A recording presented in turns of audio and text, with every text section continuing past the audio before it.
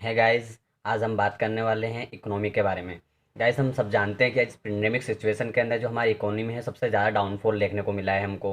बहुत सारी बार हमारी इकोनॉमी बहुत ज़्यादा डाउन हो रही थी, बीच बीच में रिजॉल्व भी हो रही थी।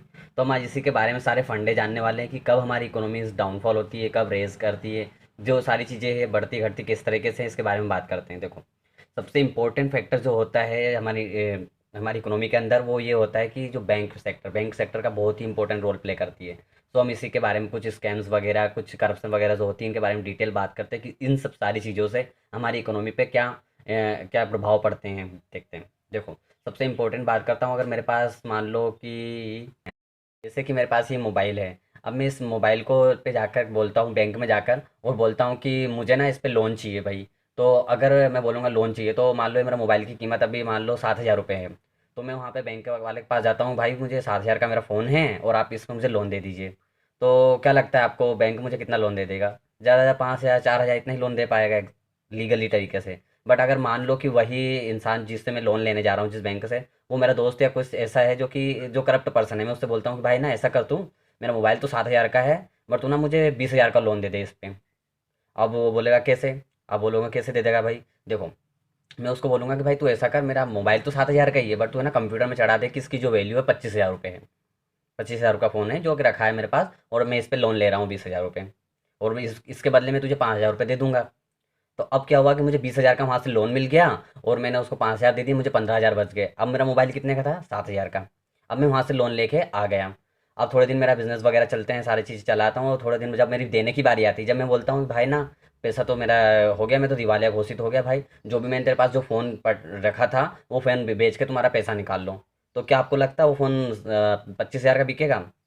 बिल्कुल नहीं बिकेगा। तो अब वहाँ पे क्या होगा कि जो भाई वो बेचेंगे, तो मान लो 7,500 7,000 जो भी उनके पास आएंगे, उसके बाद जो अमाउंट गया, उससे हमारी इकोनॉमी को बहुत ज़्यादा इफेक्ट पड़ने वाला है। तो ये चीज़ें बहुत ज़्यादा हो रही है अभी मार्केट में कि कोई क्या करके करप्ट कर रहा है, कोई क्या करके करप्ट कर रहा है। बहुत सारी चीज़ें ऐसी कर रहे हैं। तो इससे हमें बहुत ज़्यादा इफेक्ट पड़ रहा है हमारी इकोनॉमी के अंदर। ये होता है।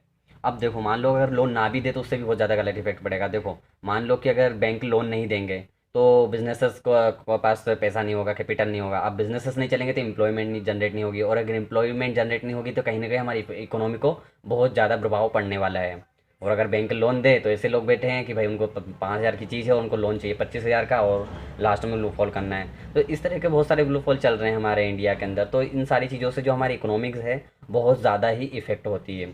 एंड देन इसके बाद भी और बहुत सारे लूप होल निकाल लेते हैं लोग। एक और वो लूप होल निकाला था बीच बीच में, जब डिमोनेटाइजेशन हुआ था लोगों के पास, तो वहाँ पे क्या हुआ था कि बहुत सारे लोग लाइन में लग के पैसे ले रहे थे। बट कोई दोस्त है भाई, मेरे दोस्त का दोस्त है, उसके पापा बैंक में हैं, तो वो ना तुम्हारा पैसा वाइट करवा देंगे, मतलब जो भी पैसा है तुम मुझे दे देना, जितने भी चाहिए तेरे को करेंसी चेंज करवा देंगे। तो क्या हो रहा था, कहीं ना कहीं वहाँ पे करप्शन ही हो रहा था ना। इन सारी चीज़ों के कारण जो हमारे डिमोनेटाइजेशन किया गया था वो भी पूरी तरीके से फेल हो गया था। वहाँ पे 99% जो पैसा था वहीं का वहीं घूम के वापस आ गया था।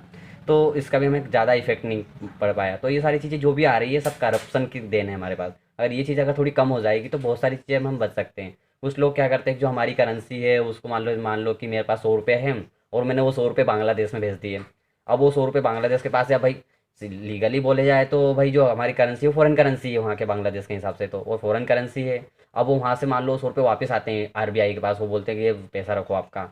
तो आरबीआई को लेना पड़ेगा, भले वो पुरानी करेंसी हो या नई करेंसी हो। अगर ना लेंगे तो हमारी करेंसी पे ट्रस्ट नहीं करेंगे ग्लोबल मार्केट में, तो वो पैसा कहीं ना कहीं आके वापस हमारे पास ही आ जाता है घूम फिर के। तो इस तरह की चीज़ें बहुत ज़्यादा हो रही है मार्केट में। तो इन सारी चीज़ों से बहुत ज़्यादा गलत इफेक्ट पड़ता है। अब मान लो कि आप ये बोल रहे हैं कि सर इसका कैसे उपाय है, क्या कर सकते हैं? वो जो सामने वाला बंदा है उसको मतलब ऐसा अल्टरनेटिव निकालना चाहिए जिससे पता चल जाए कि भाई ये ऑटोमेट हो जाए कि इसकी वैल्यू कितनी होगी। तो ये पॉसिबल नहीं है लॉजिकली। तो देखो एक एग्जांपल से लेते हैं। हम मेरे पास एक ना घर पड़ा हुआ होगा, या आपके पास कोई सा भी घर पड़ा हुआ होगा, मान लो कोई सी प्रॉपर्टी है। वो प्रॉपर्टी है बीच में मार्केट में कहीं पे भी, आप उसे बेचना चाह रहे हो, और आप बैंक के पास जाते हो और बोलते हो कि भाई ना मेरी जो ये घर है इसकी वैल्यू है 5 लाख रुपए, सिंपल सी बात है। और आप वो 5 लाख की वैल्यू है लीगली, और आप उसको 10 लाख बता रहे हो, भाई नहीं मुझे तो 10 लाख में बेचना है। तो अब इसको कैसे पता लगोगे भाई कि ये 10 लाख की है कि 5 लाख की है? सिंपल सी बात, अगर मान लो कि सर्कुलर होता है, मान लो गवर्नमेंट एक सर्कुलर करती है एरिया के वाइज, तो उसके हिसाब से भी अगर आप उस चीज़ को निकालोगे तो उसका भी कोई इफेक्ट नहीं पड़ने वाला। क्यों? क्योंकि वो बोलेगा कि भाई मेरी जो घर है ये मार्केट प्लेस पे है, यहाँ से रोड साथ में है, तो इस चीज़ के लिए इसकी वैल्यू इतनी हो गई। तो इस चीज़ का कोई पर्सनल वो नहीं है हमारे पास, किसको अपन लीगली निकाल सकते हैं कितनी ही प्राइस होगी। तो इसके बीच में बहुत सारे ऐसे करप्शंस होते हैं। तो इसका एक ही उपाय है कि हम ना तो करप्शन करेंगे और ना करने देंगे, ये एक ही उपाय है। अगर आपके पास इसके अलावा भी बहुत सारे कौन से उपाय है इस चीज़ को रोकने के लिए, तो आप मुझे कमेंट में बता सकते हैं। And thank you very much.